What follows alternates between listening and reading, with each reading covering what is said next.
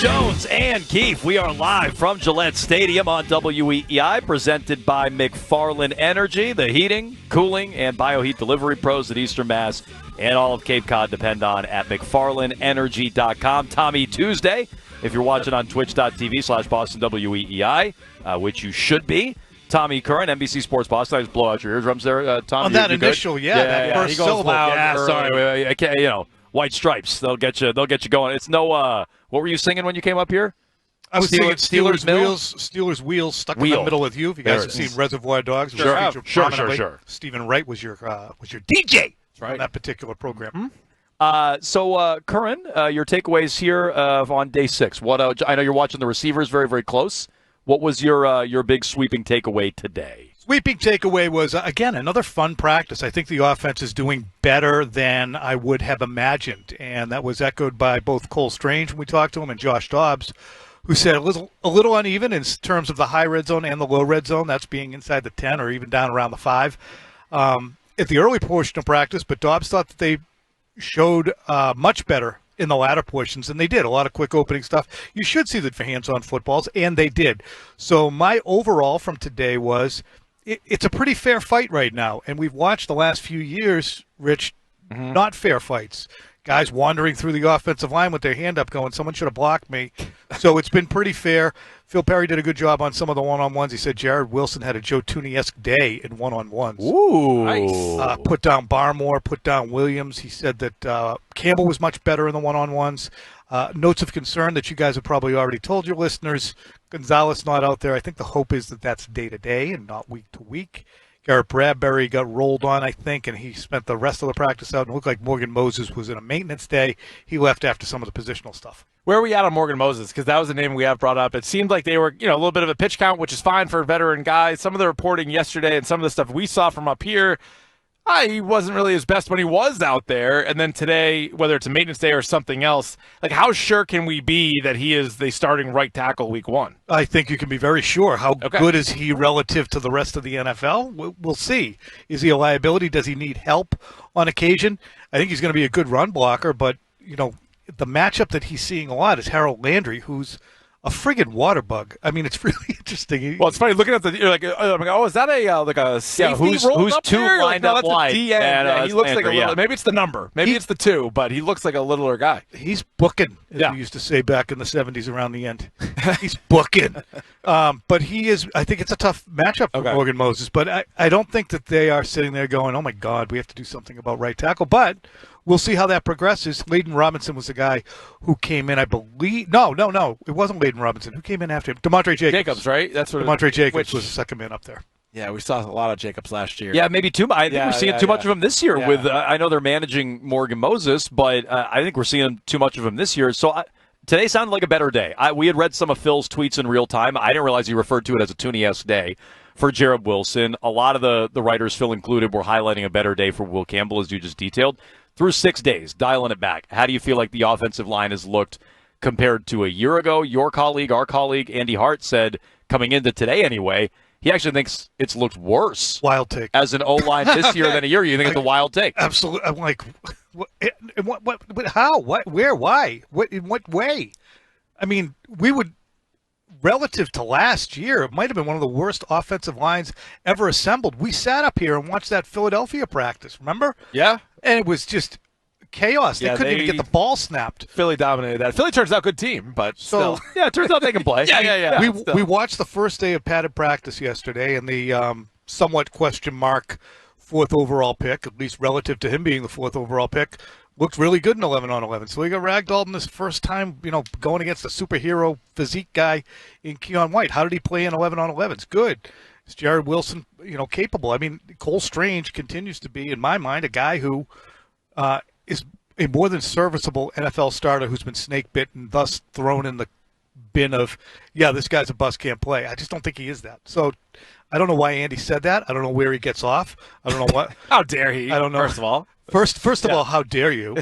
But it's that kind of wrong-headedness that is the type of thing that you're going to get from 2 to 6.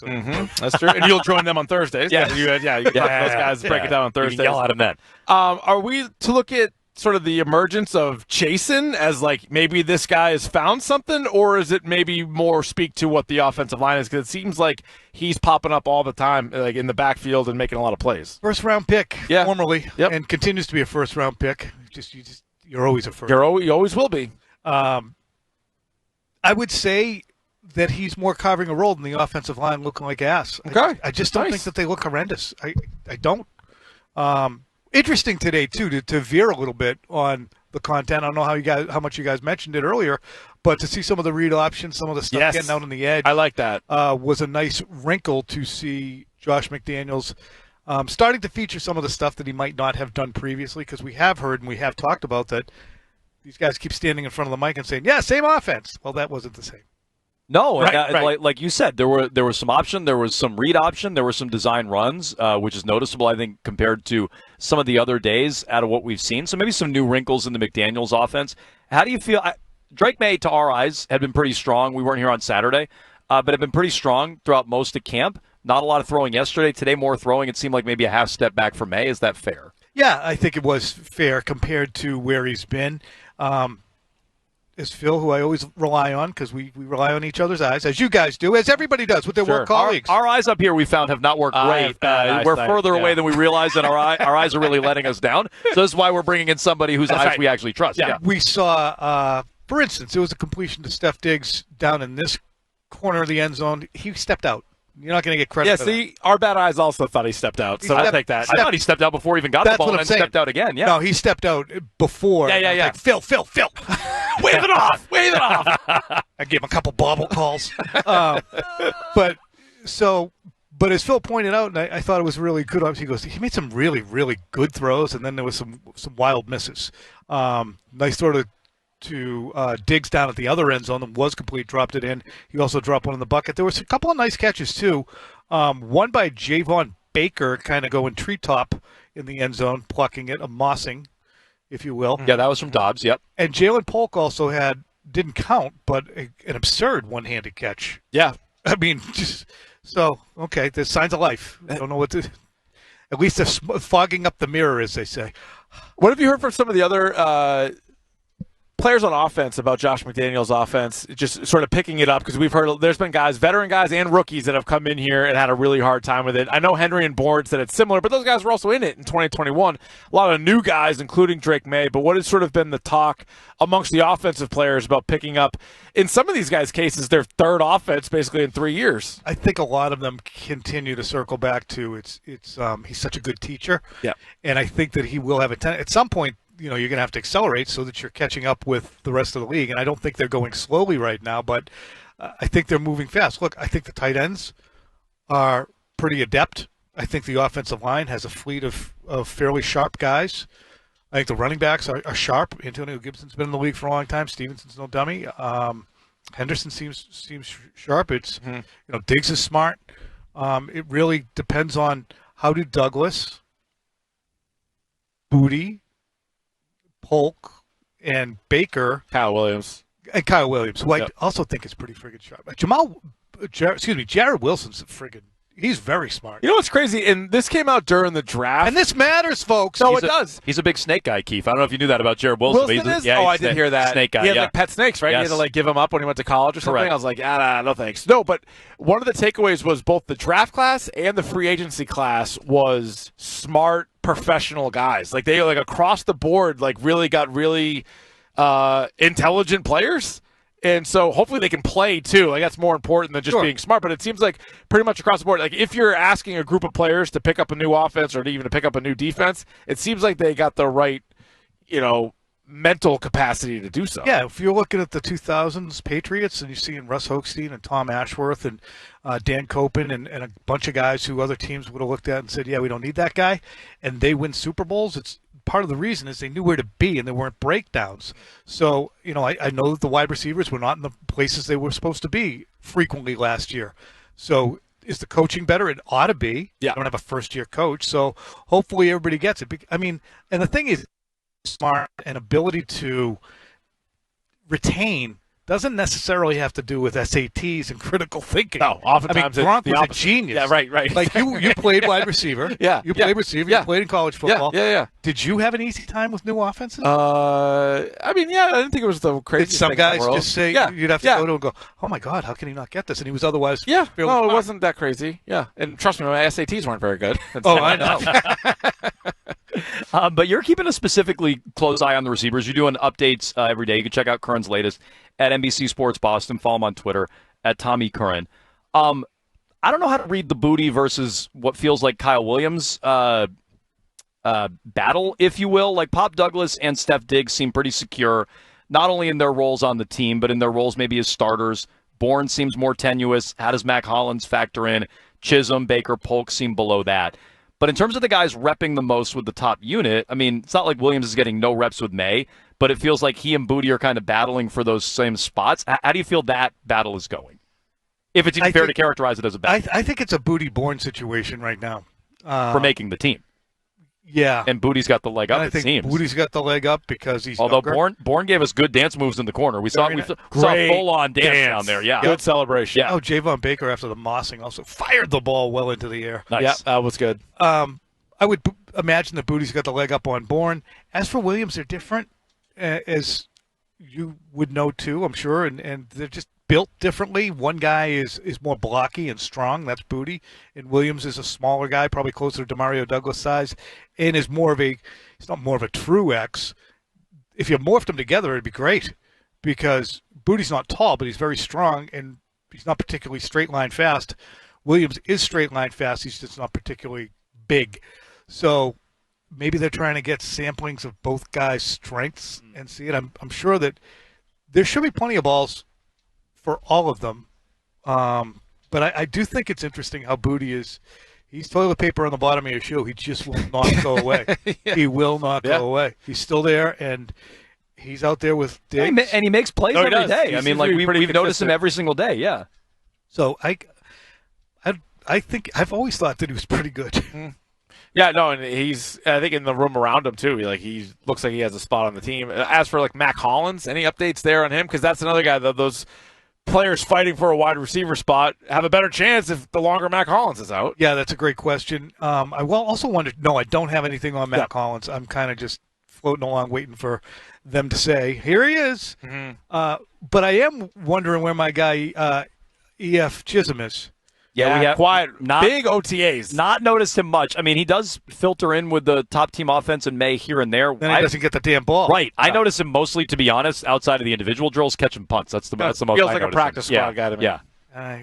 With the pads on, he's barely bigger than a traffic cone. I mean, I'm noticing that. So I had him. That's tough. I had him catching 171 passes in his first 2 years, and I'm going to have to reconfigure. You're going to have to scale those back. Okay, fair enough. Or they're going to try and smuggle them through to the practice squad, and they think that there's moles all over the Oh, smart. Yeah, well, even if they're not at practice, maybe they're just watching on Twitch, Jones and Keefe every day. I'd imagine that's probably where they're getting a lot of their intel. You mentioned updates on a couple of different guys. Morgan Moses, you think there's more management. You said you don't have an update on Hollins. You seemed to intimate the Patriots are hoping that Gonzalez is more day-to-day than week-to-week. We saw him out here. That's the sense I got. It wasn't like said, we're hoping day-to-day. Right. But the sense you get, and he was here today. We saw him today kind of stroll through. And he did have a wrap on the leg, like a Lycra wrap, a warm-up trainer type thing. But I didn't see it. I couldn't tell if it was a swagger or a limp, so.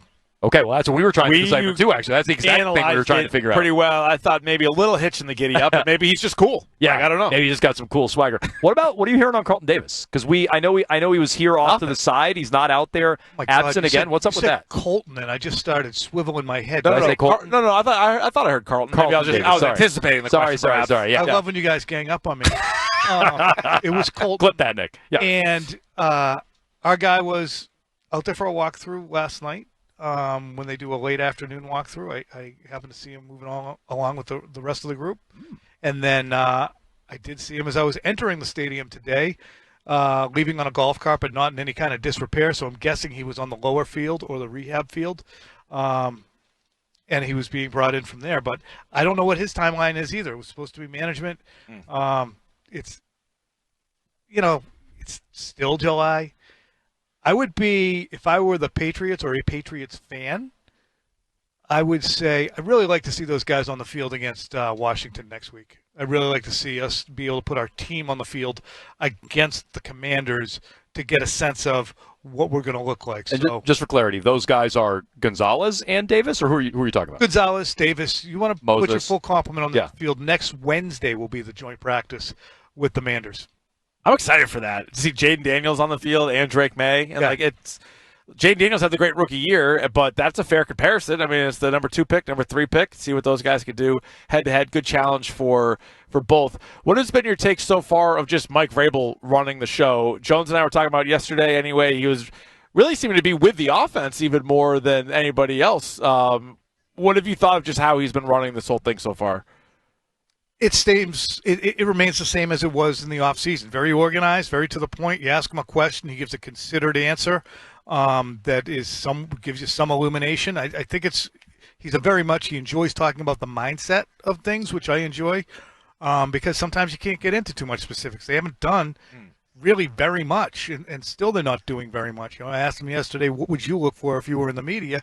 And I thought it was an interesting answer because we do have a tendency to say, "Oh my God, that guy got blown up in one-on-ones." And Some are saying it's the worst offensive line they've ever seen.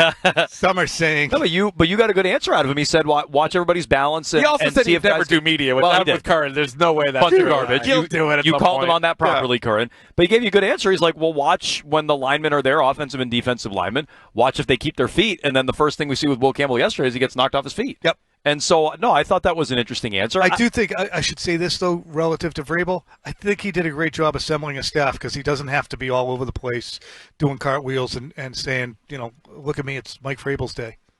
Yeah, no, I mean, but it frees him up to be mostly, at least from what we've seen, with that offensive side of the field when they break down into the 2 separate groups. He's largely over there. Anybody down the roster that's jumped out to you? I know one name that we've noticed a lot of the beat writers have highlighted is DJ James, the young corner. Anybody that's kind of caught your eye in that vein? I'll be really honest. I'm really focused on the starters to a large extent, to the point where when Ben Woodridge or Dobbs comes in, sometimes I'm looking down and trying to get Tabulate what the ones had done. Yeah. And trying to process. So I wish I could come up with someone. Chason has been. You mentioned him, a guy that was omnipresent during minicamp, and he's out there a lot now. I think the second kicker, Parker Romo. I mean, I'm digging now, but he was good yesterday, and little Andy Borregales bounced back today with Nice. a number of good kicks. Of course, Phil goes, that might have been the least impressive 6-on-6 I've seen. Man, Like, so you guys are not down sold on him. I'm huh? like, Phil, he just can't win you over, huh? No, I guess not. 6 for 6, pretty good. I don't know how closely you followed the Christian Wilkins situation. Oh, yeah. Mike Vrabel was asked about it not long ago, and he was like, "Yeah, we'll take a look at it." But then since then, we found out that it's much more than just like how he was rehabbing his foot. He may have also been grabbing feet of teammates, maybe giving a little smooch, something along those lines. Knowing what we know, should the Patriots have interest in a guy who was a very productive NFL player? He's still 29 years old, and at this point, I'm guessing won't cost you a ton of money. No. Well, it's always worth vetting how a guy would fit into your locker room. Maybe the fellas like that kind of tomfoolery. They have a bunch of guys who overlap with him a year ago. They have a bunch Robert of Spillane, you can ask him. Keith brought this up. They have a bunch of ex-Raiders. So, they could probably – well, no, Josh wasn't there. I would say until you've done something with your $60 million worth of cap space, then you should continue browsing. Williams, Barmore, Tonga, Landry, White. I'm missing somebody. Even old Penny Jennings. You got a nice front. Was Barmore? Sure, Barmore. Yeah. I did a good job with that. Mm-hmm.